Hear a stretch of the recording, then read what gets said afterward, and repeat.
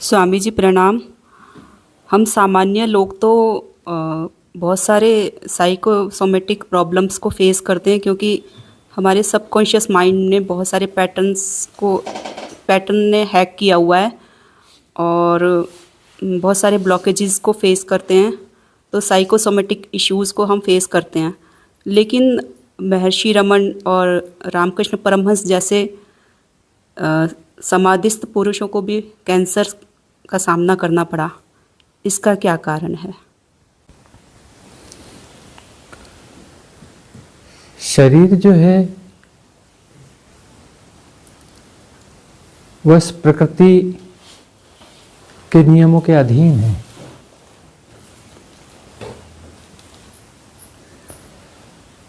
एक आपने कहा साइकोसोमेटिक डिसीज, एक आपने शारीरिक व्याधियों की बात करी। दोनों में फर्क है।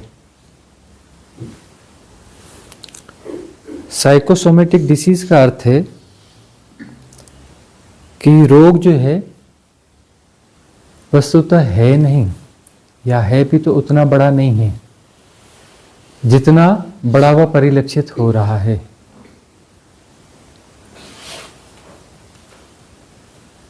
बहुत सारे रोग ऐसे हैं जो मन के द्वारा प्रजनित हैं, मन के खेल हैं। मन नचाता है, वो बीमार करना चाहता है। क्यों करना चाहता है? उसके हजार कारण हो सकते हैं।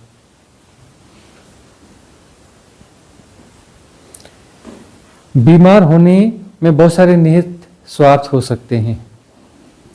बीमार होने में सांत्वना मिल सकती है, बीमार होने में सहानुभूति मिल सकती है, बीमार होने में बहुत सारी इन्फ्लुएंस स्ट्रीम से बचने का मौका मिल सकता है। बीमार होने में हमें बहुत सारे जो काम धाम हैं उनसे छुट्टी मिल सकती है।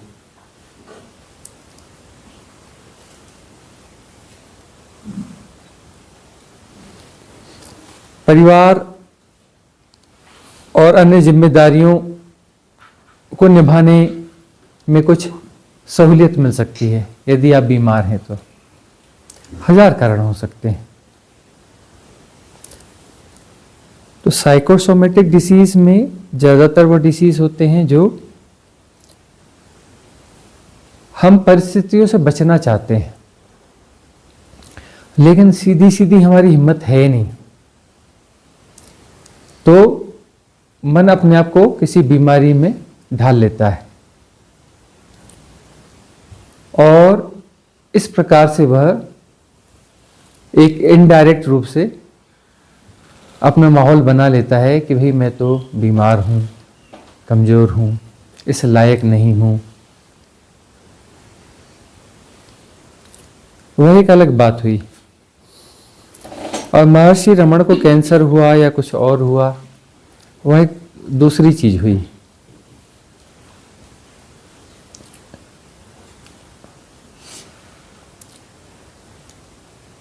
कर्म प्रारब्ध कर्म भोग जो हैं, कर्म भोगों को थोक में निपटाने के लिए वो खुद आह्वान करते हैं कि कुछ ऐसा हो जाए, कुछ लेन देन जो बचे हों वो इस प्रकार से निपट जाएं। इस प्रकार के रोगों का आह्वान वो खुद करते हैं। और एक सामान्य बात यह भी है कि हर बार ऐसा ही हो, या जरूरी नहीं है। कौन सा मनुष्य है जिसे रोग नहीं होते हैं? किसी को छोटा होता है, किसी को बड़ा होता है। निरोगी काया एक बहुत अच्छा शब्द है, लेकिन व्यवहारिक तल पर निरोगी काया थोड़ा मुश्किल काम है। छोटा बड़ा कोई ना कोई रोग तो हर शरीर में मिलेगा ही मिलेगा। अब पतंजलि की बात को हम लें तो पतंजलि कहते हैं शरीर एक व्याधि है। शरीर में व्याधियां हैं, वह बात अलग है। लेकिन शरीर भी एक व्याधि है, शरीर का होना ही व्याधि है। शरीर का होना व्याधि का अर्थ, यदि मैं अपने आप को शरीर मानता हूं, मैं शरीर हूं, तो यह जो है व्याधि है।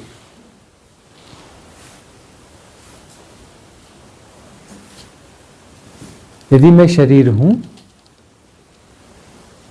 तो यह व्याधि है।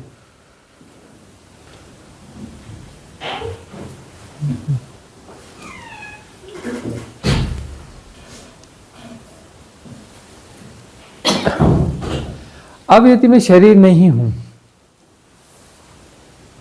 मन हूं, तो मन एक दूसरी व्याधि है।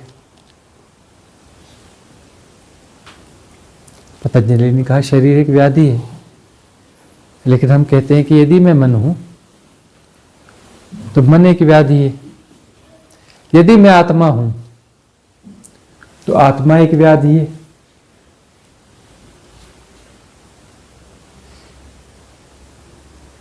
यदि मैं परमात्मा हूं तो परमात्मा एक व्याधि है। व्याधि का क्या अर्थ है? सेपरेशन। अब हम क्या है कि बड़ी छोटी छोटी बातों को देखते हैं कि भाई कोई ज्ञानी पुरुष है तो उसे कैंसर क्यों हो गया, उसे सर्दी जुकाम क्यों हो गया, उसे बुखार क्यों हो गया।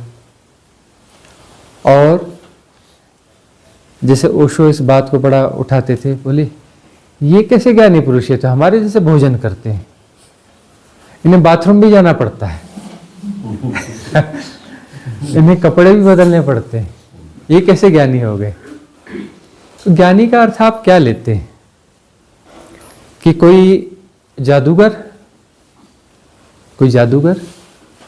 जिसे जो है भूख प्यास नहीं लगती, जिसे जो है नींद की जरूरत नहीं पड़ेगी, जिसे शारीरिक बीमारियां नहीं होंगी, है ना? कोई ऐसा जादूगर, कोई ऐसा दिव्य पुरुष।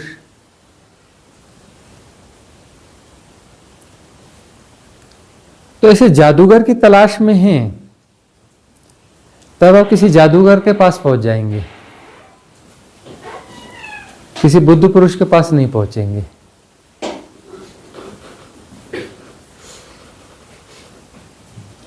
बुद्ध पुरुष का अर्थ होता है, ज्ञानी का पुरुष का अर्थ होता है जो एक सहज और सामान्य व्यक्ति है, जो प्रकृति के खिलाफ नहीं जाना चाहता।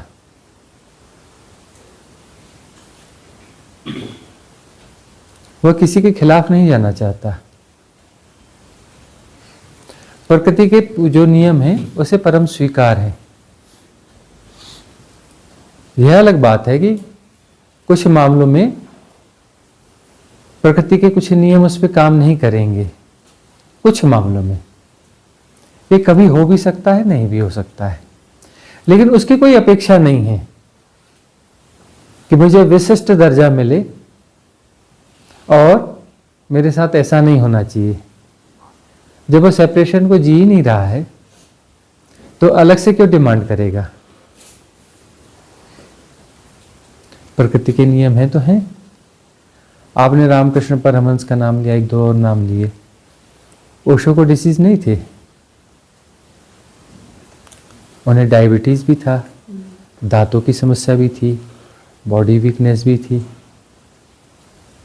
जय कृष्णमूर्ति को समस्याएं नहीं थी। ऐसे गौर से देखें, योगानंद परमहंस ऑटोबायोग्राफी ऑफ योगी, उनको डायबिटीज था उस जमाने में। तो उनके जो है दादा गुरु कहलाए एक, तो उन्होंने हमसे एक बार बताई, मतलब लाहिड़ी महाशय के गुरु भाई वो हमारे साथ थे एक बार। लाहिड़ी महाशय से बड़े हैं, वो काफ़ी बड़े हैं, तो वो हम साथ में थे एक बार। तो उन्होंने बताया कि जो है एक बार हम बोले योगानंद और हम साथ थे, तब हमने योगानंद को देखा, उन्हें डायबिटीज, उसके बावजूद जलेबियां उन्हें बहुत पसंद थी।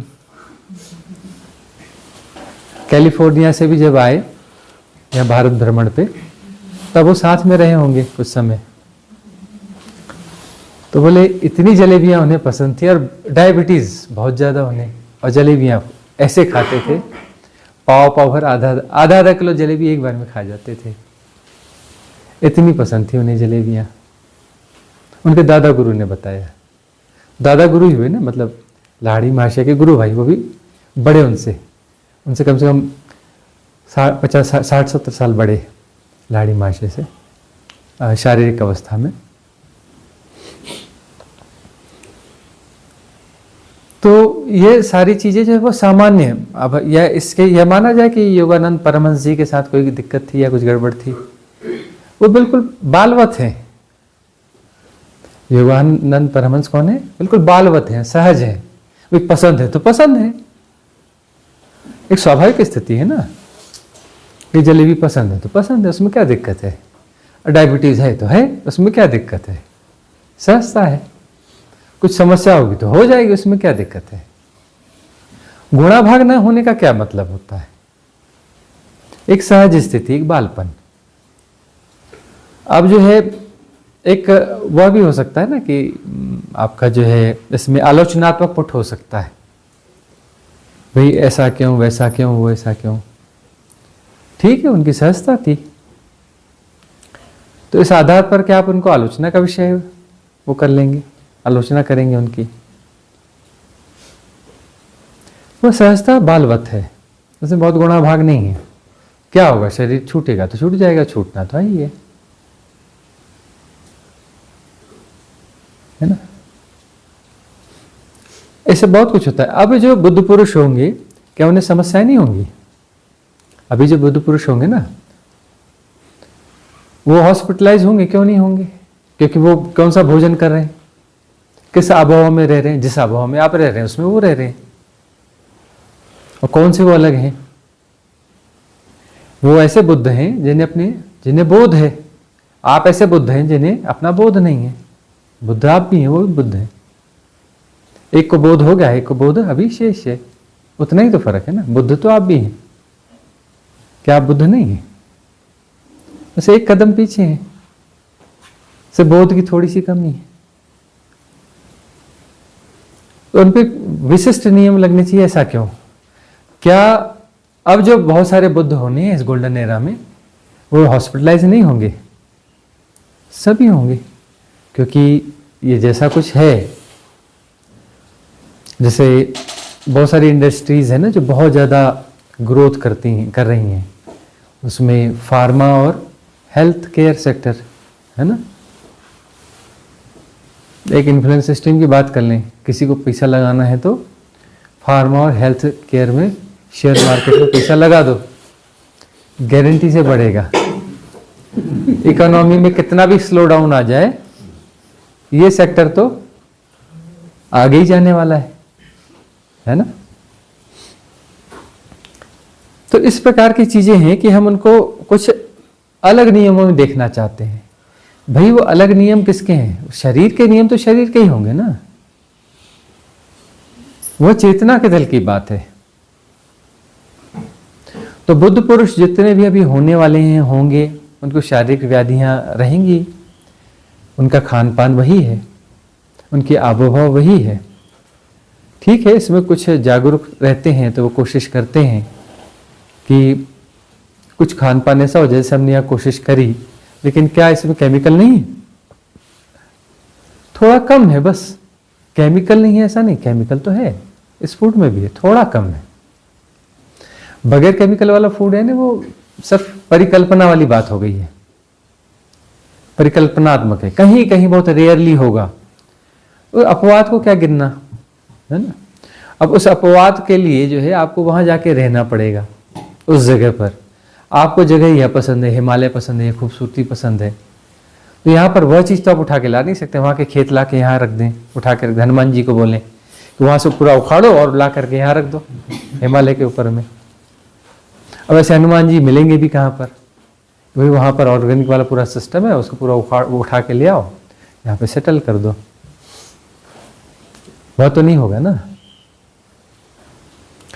तो ये सारी चीजें काम करती रहेंगी। हम ऐसे प्रश्न उठाते हैं और ऐसे मन संशय उठाता है, तो उसको पर ठीक से समझना चाहिए बुद्ध पुरुष का मतलब कोई बहुत विशिष्ट मामला नहीं है। आप भी बुद्ध हैं, वह भी बुद्ध हैं, थोड़ा सा एक कदम का फर्क है, ज़्यादा कुछ है नहीं। सारे नियम समान हैं, बहुत फर्क नहीं है, सिर्फ एक कदम बोध का और बढ़ गया, उससे ज़्यादा कुछ नहीं है। बाकी सारे नियम शरीर के इधर के उधर के वैसे ही काम करते हैं। ठीक है ना। अगला प्रश्न किसका? स्वामी जी, व्याधि के लिए मैं पूछना चाहती हूँ कि क्या व्याधि ये हमारा सोल प्रोग्राम नहीं रहता? जैसे हम शरीर भी मांग के आते हैं कौन सा शरीर चाहिए, तो व्याधि भी एक कुछ लर्निंग लेसन है हमारे लिए, ऐसा भी है? हाँ, प्रश्न महत्वपूर्ण है कि राई के दाने के बराबर बीज होता है वट वृक्ष का, बरगद के पेड़ का, है ना। उसमें सारा ब्लूप्रिंट होता है कि यह पेड़ होगा तो कितना बड़ा होगा, और उसमें कितने पत्ते आएंगे, कितनी डालें होंगी, कितने फल होंगे, सारा ब्लूप्रिंट होता है उसमें। और उसमें जो बीज हैं जब आएंगे वो भी उसमें छुपे होते हैं, उस छोटे से बीज में। और उस बीज के अंदर में फिर अगले जो वृक्ष आएंगे उसका भी ब्लूप्रिंट होता है। उस छोटे से बीज में बहुत बड़ा प्रोग्राम रहता है। तो ऐसे ही जो जन्म होता है फिर से, आत्मा का तो जन्म क्या होगा, जन्म उस प्रोग्राम का ही जन्म होता है, उस ब्लूप्रिंट का जन्म होता है ना। वो छोटी सी चिप है, वह चिप इधर से उधर घूमती है, उस चिप का जन्म होता है और चिप का मूवमेंट होता है। तो चिप जो है वो वाली चिप जब डिस्कनेक्ट होती है ना बॉडी से, तो उसकी मृत्यु बोलते हैं। उसको बोले ये मर गया, मृत्यु हो गई, ये जो बोलते हैं ना, वो जो चिप है ना वापस जो है वो ब्लूप्रिंट बन जाती है, वो जो और अपना जो है फिर आके मूव करती है, मृत्यु बोलते हैं। और वो चिप जा करके फिर अपना ट्रांसप्लांट हो जाती है दूसरी बॉडी में, उसको जन्म बोल देते हैं। ये ब्लूप्रिंट का मूवमेंट है ना। जो पुराने अर्थों में जो इस आत्मा की बात होती है ना, आत्मा न कहीं आती न जाती, न जन्म न होती न मृत्यु होती है, वो किस आत्मा की बात करें? अब तो करप्टेड शब्द है आत्मा। ले आत्मा का जन्म हो गया, आत्मा इधर गई, आत्मा भटक रही है, करप्ट कर दिया ना हमने, इसलिए हम आत्मा परमात्मा शब्द को भी करप्ट कर दिया। आत्मा की क्या बात कर रहे हो? तो जिस आत्मा की पुराने समय में वेदों में उपनिषदों में बात है ना कि न आत्मा न कहीं आती है न जाती है, न जन्म होता न मृत्यु होती, न सुख होता न दुख होता, न द्वैत होता न द्वंद्व होता, वो किस आत्मा की बात है? कि आत्मा मतलब वह इनफाइनाइटनेस, वो सारे गुण हैं जो परम सत्य के हैं, उसमें एक ही खामी है कि वो जो है एक ब्लूप्रिंट वाली जो एक चिप है, वह चिप अभी एक्टिवेट है, उसको बस डिजॉल्व होना है। तो वह चिप जो है जाती है, तो अब चिप जाती है तो वो जो सारा कुछ उसमें डेटा आ जाता है। तो अब वो जो चिप वहां जाएगी तो उसमें वो सारी समस्याएं भी जाएंगी, समस्याएं हैं और कुछ विशिष्टताएं हैं, उस आधार पर जो है फिर वह प्रोग्राम चलेगा। तो लेसन फिर से दिया जाएगा। लेसन का मतलब है डिलीट मार, होता है नहीं तो फिर से अपना भोग, डबल से भोग। जब तक डिलीट नहीं मारेगा तब तक जो है उसको कमांड मिलती रहेगी। प्रोग्राम है तो उसको कमांड दिया जाएगा तो भोगोगे। डिलीट मार दो तो फिर उसको कमांड कहाँ से, प्रोग्राम ही नहीं है तो उसको कहाँ से कमांड दोगे? भाई प्रोग्राम यदि फंक्शन में आ रहा है मतलब उसको कमांड दे रहे हो तभी तो फंक्शन में आ रहा है ना। तो लेसन ही होता है डिलीट मार।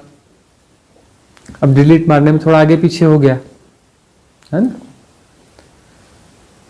तो अब उसमें जो है व्याधियां भी उसमें इंक्लूड रहती हैं। उन व्याधियों को जीने पर उनका भी आकर्षण हो जाता है, उनका भी मोह हो जाता है, या उनसे भय हो जाता है, या कुछ भी हो जाता है, राग द्वेष कुछ भी हो। राग और द्वेष दोनों फंसाएगा ना, इक्वल फंसाता है। राग और द्वेष जो है ना बराबर इक्वल, एक बराबर फंसाता है, चाहे राग हो चाहे द्वेष हो, चाहे पाप हो चाहे पुण्य, बराबर फंसाता है। पुण्य भी बराबर फंसाता है, पाप भी बराबर फंसाता है, शुभ अशुभ दोनों बराबर फंसाता है। फंसाएगा तो सभी। तो अब जो है कि व्याधियों का ज्यादा चिंतन है, डर है, ऐसा है, राग है, द्वेष है या आकर्षण है, तो वह चीज जो है उस प्रोग्राम में आ गई। उसका प्रोग्राम बना हुआ है, प्रोग्राम बना हुआ है तो फिर प्रोग्राम जब उसको कमांड मिलेगी, ऊर्जा मिलेगी, तो प्रोग्राम जो एक्टिवेट होगा तो फिर वह भोगना पड़ेगा। लेसन यह है कि डिलीट मार, और डिलीट मार दिया तो फिर क्लियर हो जाएगा। अब हम कहते हैं साधना विधियों में हम कहते हैं क्लींजिंग की बात करते हैं। कर्म प्रारब्ध जो है वह डिजॉल्व हो रहे हैं, डिलीट हो रहे हैं ना, डिजॉल्व हो रहे हैं, मिट रहे हैं। तो क्लींजिंग के प्रोसेस है, तो इसमें बहुत सारी चीजें क्लींजिंग हो रही है। तो इस क्लींजिंग में बहुत कुछ क्लींजिंग हो सकती है, बहुत कुछ क्लींजिंग हो सकती है। उसमें शरीर और मन की व्याधियां, शरीर और मन में जो व्याधियां हैं, व्याधि तो शरीर भी है लेकिन शरीर में भी व्याधियां हैं।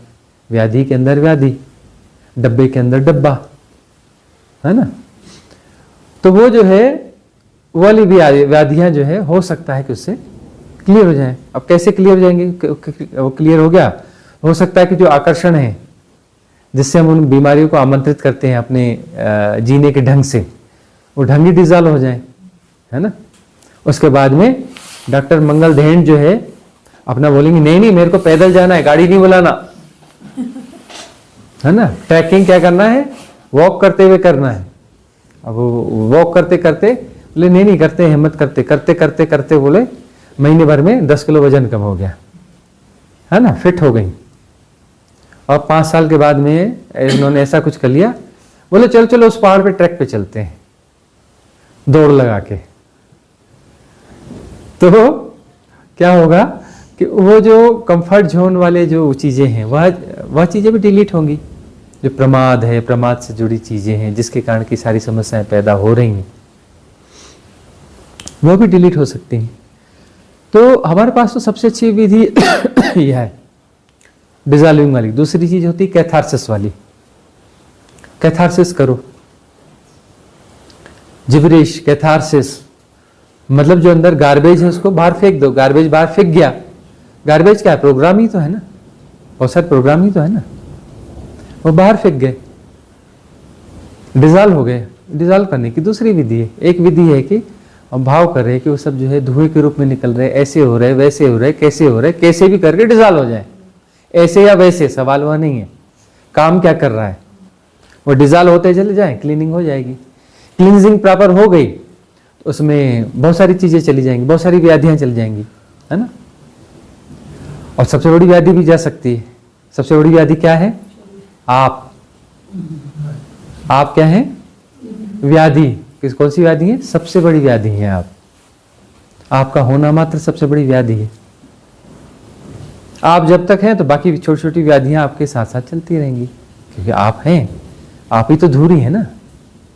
आपके आसपास सारी व्याधियां चल रही हैं। जब आप नहीं रहेंगे, डिजॉल्व हो जाएंगे, बात खत्म हो गई, खेल खत्म, पैसा हजम।